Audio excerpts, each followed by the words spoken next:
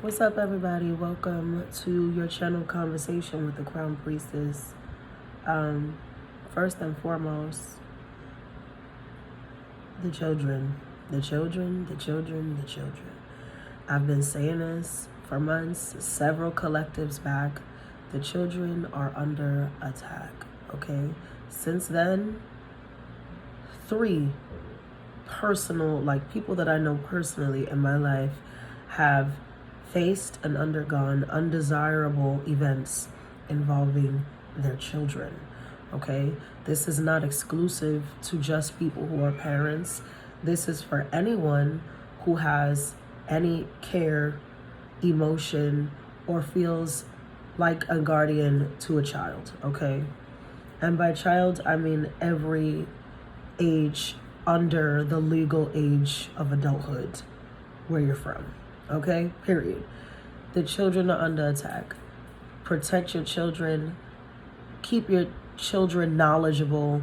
Don't keep them in the dark about things. I understand that we have to address things age appropriately, but it's just a time where there can be no surprises. You know, you have to prepare. Unfortunately, that's just what the message is. That's what the message has been.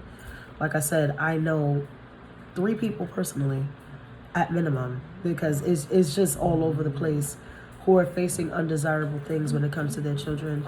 This can also be a time where children are particularly drawn to you, feel drawn to you, are reaching out to you because they want to be in your space, because they need advice, because they want to talk, because they just need a safe place to be.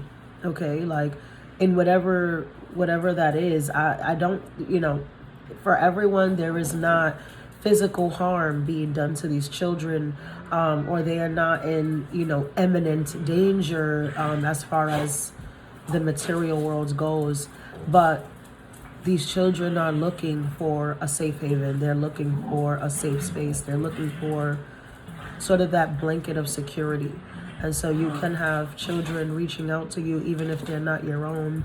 Even if they are your own, maybe your kids were never very open with you. They were never, they never said much, or they never put you in the loop about things, or some of you have been separated from your children and they haven't reached out, or you haven't been able to reach out, or for whatever circumstance it may be, because everybody's life is very different. But you will see that these children are starting to reach out. They're starting to come close. They're starting to be drawn to you. It is because they require safety. They don't feel safe, okay? And people cannot feel safe in a lot of different ways. So sending love and light to that. I pray that no children are being physically harmed. But I'm telling you, it's something to take very serious. Do not ignore this message, because it has been ongoing. I've said it in several of my collective messages before, and I'm going to continue to say it until everybody understands how relentless we have to be when it comes to saving these children and providing them with the knowledge that is required of them, age appropriately, to coast through this fucking life. Okay, like seriously, it's bad. It's getting serious. Moving away from that message, the channel conversation is going to surround friendship. Okay, this has also been something that has been consistent lately. I've been seeing the signs left and right, in my own circles, in other circles, in just the world in general. And when I did my meditation this morning, it continued to be that theme. It made all the sense for my life. Hopefully it makes sense for everyone else, because I was called to share it. All right. So the first message that Spirit that I heard very clear was, it's hard to be someone's friend. Okay. It's hard being someone's friend, specifically in your life at this moment. And then I got the reference from Game of Thrones. Y'all know I'm a Game of Thrones fandom down girl. But it reminded me of season 1, where Robert Baratheon was basically forcing Ned to be his hand, as to be the hand to the king. Robert was the king, and his best friend Ned didn't really want to be hand to the king. He didn't want anything to do with the castle, leadership, royalty, none of that shit. You know, he had helped him in the war. They had been best friends growing up. And he fancied Ned a brother to him, and vice versa. Ned loved him as well as a brother, but he had no desire to rule as Hand of the King or to have that responsibility or those obligations burden him. But the king gave him no choice. And it was one of those situations where he found himself constantly facing another battle that the king just didn't want to deal with, you know? And it wasn't that he was just trying to push his problems onto Ned. In a way, yes, he was like oblivious and selfish and, well, I'm your king, so I'm ordering you to do this. You don't get to drop out. Because Ned had even quit. He quit at one point. He took the hand, the what do you call that? The brooch off. They wear a pin that marks that they're the Hand of the King so that everybody knows. And he threw it at him and he quit. Like, I don't give a fuck. And got up out of there. And Robert told him, like, basically, over my dead body. Like, he was angry and he went off or whatever. But he understood that, nigga, nobody else, I don't trust anybody else. So it has to be you. Only there was so much going on, you know, behind the scenes that the king was oblivious to because he was just drunk and he didn't give a fuck about shit for real. That Ned had to deal with on his own, and it became very burdensome. It became very hard. Ultimately, it put his family in hella shit, deep danger, and he was killed. He was killed. He lost his fucking life for trying to do what's right, trying to be loyal, but nonetheless doing someone else's bidding. You understand? That's really it. Like, he didn't even want to do this. He did not want to be involved in the politics. And then it became his sole responsibility. He had to leave his family. He had to, you know, make all these sacrifices. His kids were going through mad shit. Everything just fell apart. They had to kill his daughter's pet and shit. Like, it was crazy stuff. So it's like somebody is in that energy where they can be feeling like this friend, you know, this person. And I feel like for a lot of you, you've known this person for a very long time. And there have been several events, several situations that have come up where you just felt entirely too exhausted, you know, frustrated, angry, disappointed, just like, what the fuck? Like, I'm tired of going through this shit. You know, like, this person seems to cause a lot of problems for you. And because you're a friend and you have love for this person, you have, you know, always stood by them, even in their wrongdoings, even when you knew certainly, like, there was really no winning this shit, or there was, you know, there was no, it's because something about this friend or family member, because now I'm getting that for some of you, it can be like a family member, it can be a child, or like a mother or a sibling. Yeah, because I'm getting like immediate family. Like, so somebody, either your kid, your parent, or your sibling, I'm getting very strongly, or the essence feels this way. Very close-knit, very, somebody that you've known for a very long time. He's like, this person is very reckless. They're very inconsiderate. They don't, this person doesn't think. Like, you know, they just don't think before they act. And it's no shade because y'all know I'm an Aries, but it's given like young Aries energy. It's just doing shit impulsively and not really realizing how deep the repercussions can go. Also, this can be mutable energy. I'm getting very strong. So Sag, Pisces, Gemini, Virgo. I don't know why they just said mutable. Like, this person is, because it's the shift. Like, there's something about them that you see very clear is a beautiful part of them. Like, and you love this person. You've always loved them. You've always cared for them. You've always had their back. But that's what you're realizing. It's like, I've always had your back, but have you ever had mine? Have you ever considered that you're putting me through this shit? Have you ever considered that this is just a lot of work to do on my own? Have you ever considered that it's not just about you? You know, like, it is something like that that you're seeing. You're seeing the duality in this person, and it's like night and day. It's really like there's a part of this person that you love dearly, and there's a part that you're like, I fucking hate this guy. You know, something of that nature. There are things that have led you, it's like that have led you through, it's the blind loyalty shit. Like, you're just trying to do what's right. You're trying to be a noble person. Give everybody benefit of the doubt, give everybody a chance to tell their story, tell their side, but then like nobody wants to hear you. You're just like kind of shut up at the end of the day, or packed up, or your opinion is not valued in the same way what it should be, because literally you understand the situation from a higher level, like, right? It's like hand of the king. Like, he's hand of the king because he knows better. He's an advisor. He understands. He's been to war. He knows the tactics. He knows how to talk to people. He knows people. He has connections. So it's like, why wouldn't I listen to someone like that when they speak? But it's something about the way your actual friend kind of dismisses you or throws you around in disregard that is a reflection to how other people treat you now. You know what I mean? Or how other situations fall on you.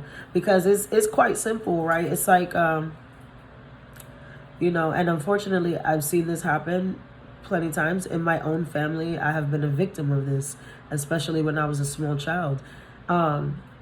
If a parent is constantly, saying you're bad, you're bad, you're bad.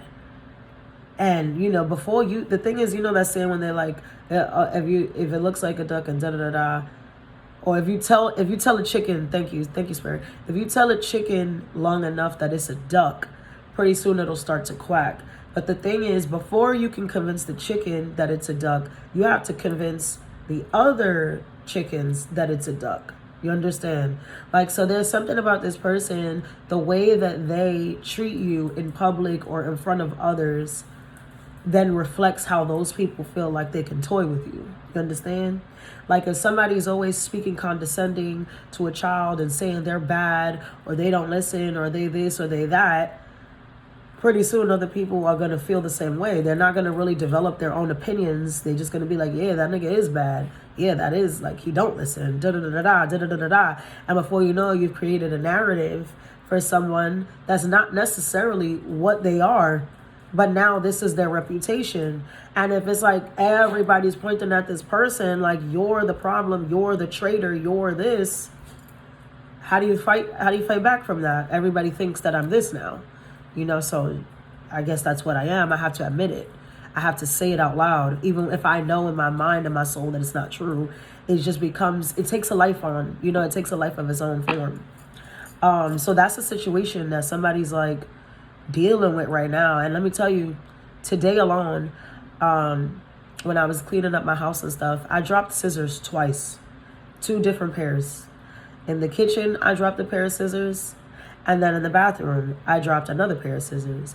And for me, as a priestess and in my experience spiritually, anytime scissors fall on the floor, somebody gets cut severely out of my life. And I mean, like, ripped out, because these are not, it's not like this fine-tuned cutting. It's like it's ripped up very fast.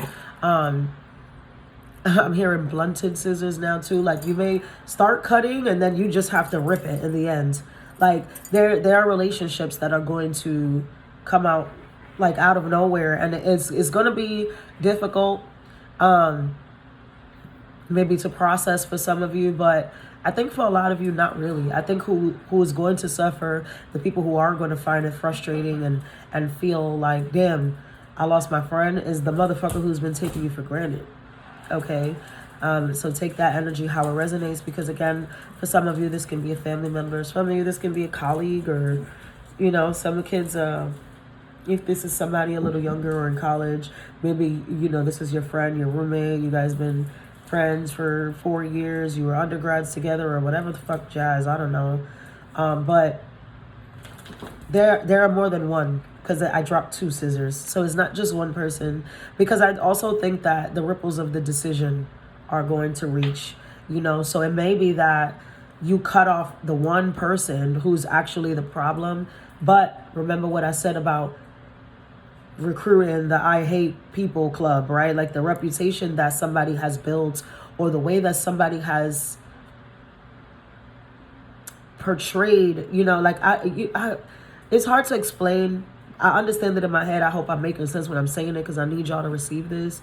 But it's like, you know, people are followers. They just are. You know, by nature, there are not as many leaders as people think there are. Like, people swear to God, but they're not. They're not built to lead. They're not born to lead. They're not good at it. They're freestyling.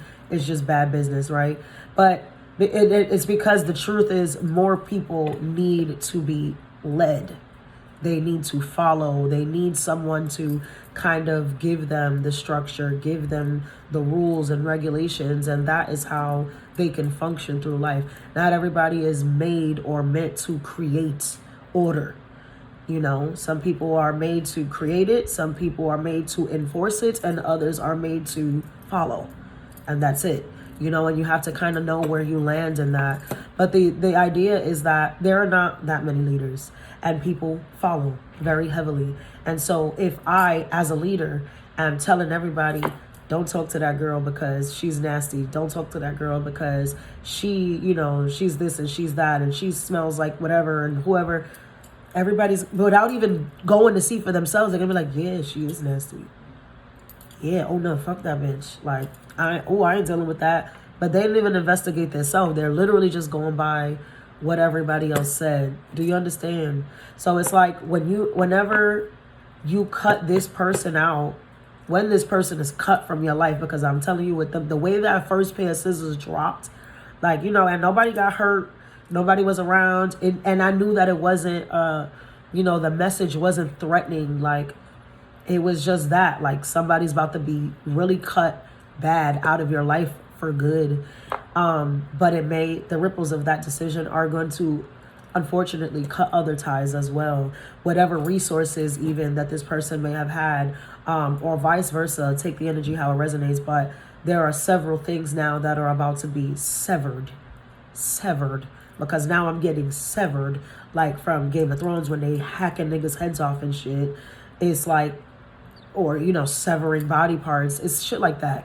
It's going to be aggressive. You know, it's not going to be a bow out graceful moment. It's not going to be light.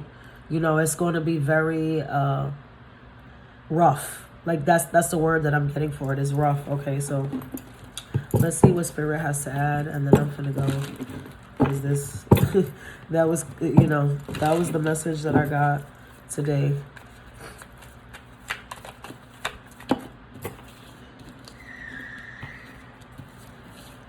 Yeah, that makes sense. So this is happening in current times when I see the Summer card.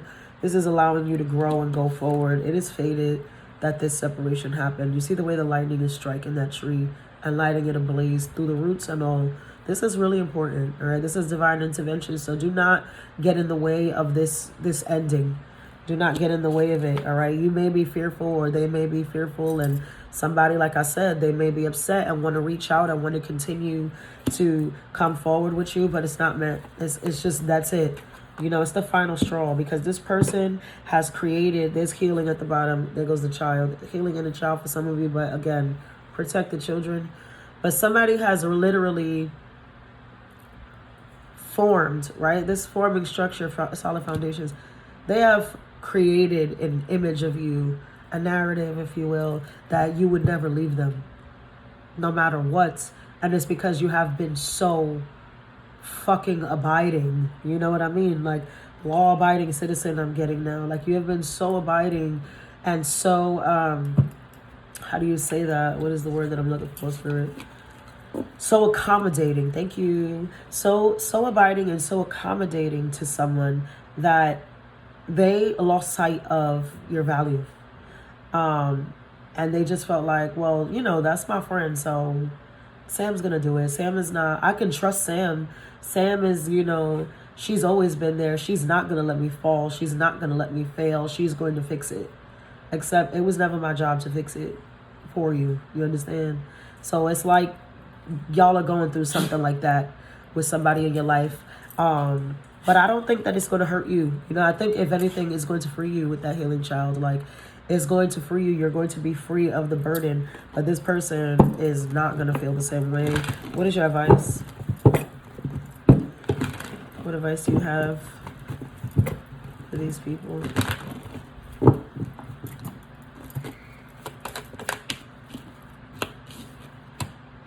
Yeah, you've invested too much time. Let it go. Move forward. Okay, King of Wands he's out.